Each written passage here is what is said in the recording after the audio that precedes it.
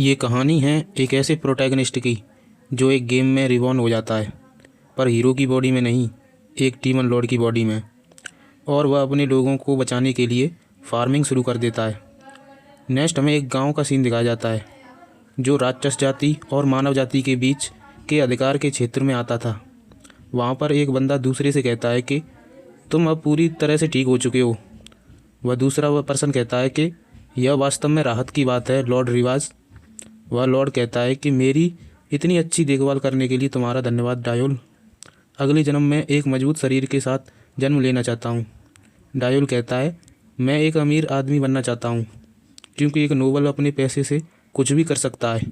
सभी लोग उसके अंडर काम करते हैं और वह एक बॉस की तरह सभी पर हुक्म चलाता है। लॉर्ड कहता है कि लगता है यह सपना मैं अगले जन्म में भी पूरा नहीं कर पाऊँगा।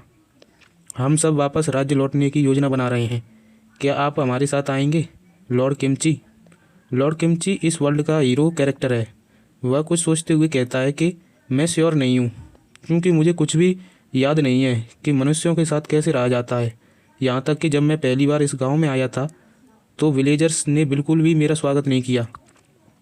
क्या कोई मेरे जैसे को भी स्वीकार करेगा? वो दोनों उसकी बात सुनकर चुप हो जाते हैं।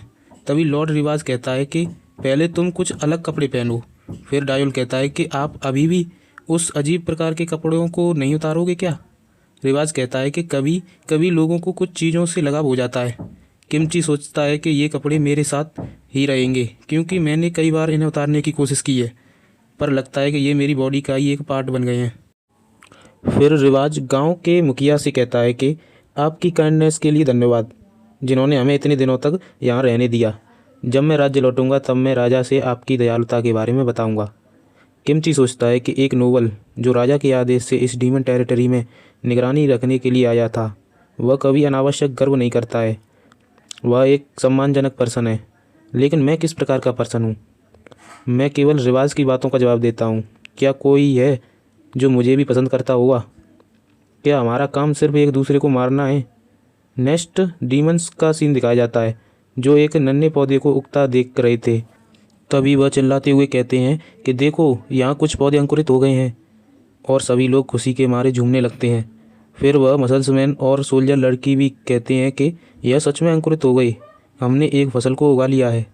वह छोटी लड़की भी एक डीमन से कहती है कि लॉर्ड असुरा, देखो पौधे उग गए हैं। वह डीमन उस पर चिल्लाते हुए कहता है कि तो मैं क्या करूं, बेवकूफ़ लड़की। नेक्स्ट हमारा एमसी सभी डीमन से कहता है कि तुम सभी मेरी बात सुनो, अब हम खेती का अगला चरण शुरू करने जा रहे हैं। अर्थिंग अप उसका बटलर कहता है कि लॉर्ड ये क्या होता है, हमें इसके बारे में बताओ। डीमन लॉर्ड कहता है कि अर्थिंग अप का मतलब है मिट्टी के साथ अंकुर के दाने को थोड़ा कवर करना। यह नए आलू को सूरज की रोशनी के संपर्क में आने से बचाने के लिए है। अगर वे ऊपर रह जाते हैं तो उनका रंग बदल जाता है और वे अपना स्वाद खो देते हैं, यहाँ तक कि वे जहरीले भी हो सकते हैं। चलो सभी तालियां बजाओ और उनका सम्मान करो। फिर वह आसमान को देखते हुए कहता है कि आज का मौसम देखते हैं। तभी सिस्टम नोटिफिकेशन आता है, आपके 200 हैप्पी पॉइंट्स मौसम पूर्वानुमान क्षमता में जोड़े गए हैं। ब्लड आइस को बढ़ाया गया है और इसकी एक कंडीशन है कि आपको 200 सेकंड तक बिना पलक झपकाए सूरज को देखना है। एमसी को यह करने में बहुत मुश्किल हो रही थी। वह बहुत बुरा फील कर रहा था और आंखों से भी आंसू बहने लगते हैं। वह कहता है कि यह सच में बहुत ही कठिन है। बाकी डीमंस उसे देखकर कहते हैं कि देखो, क्या डीमन लॉर्ड रो रहे हैं? तो दूसरा डीमन कहता है कि मुझे लगता है कि वह खुश हो रहे हैं, क्योंकि पौधे अंकुर हो रहे हैं। तभी सिस्टम विंडो आता है और बताता है कि अब आप ब्लड आइस का यूज़ कर सकते हो और मौसम का पूर्वानुमान लगा सकते हो। अगले 6 घंटे मौसम सुहाना और सूखा रहेगा। क्या आप मौसम में नमी लाना चाहते हो?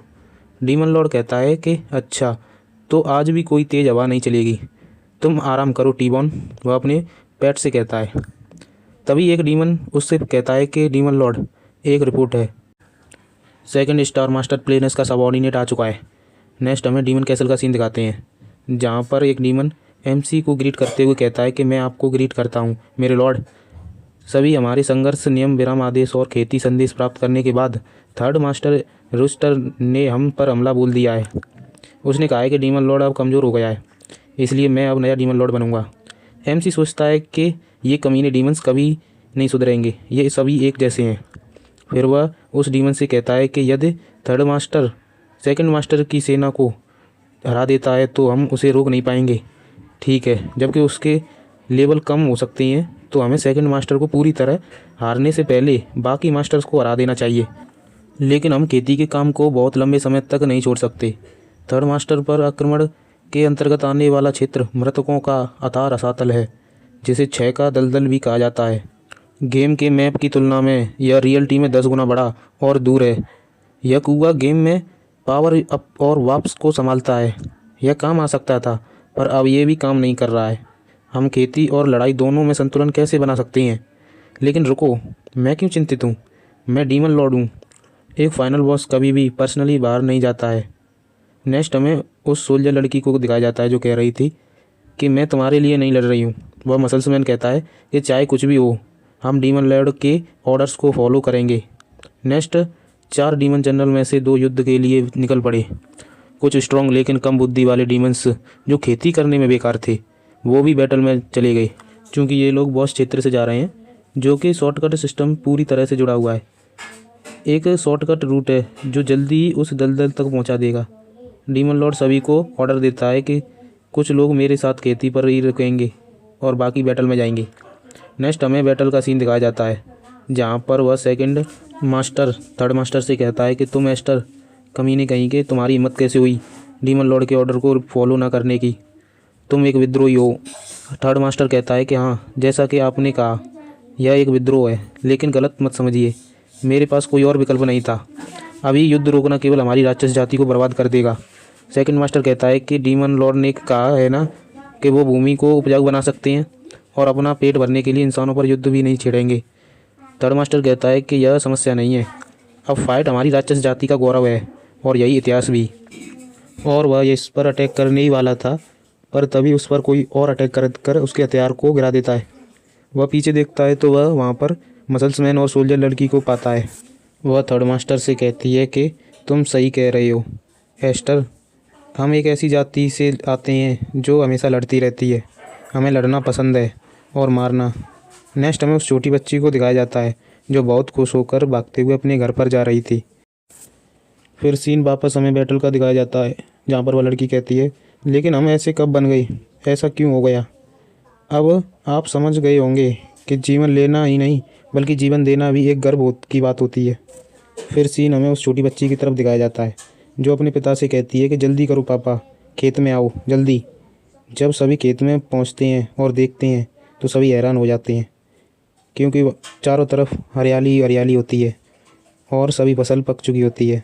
यह देखकर सभी लोग बहुत खुश हो जाते हैं और वह डीमन जिसने डीमन लॉर्ड को बिट्रे किया था, उसकी आंखों में भी आंसू आ जाते हैं और उन सभी को खुश होता देखकर डीमन लॉर्ड भी खुश हो जाता है।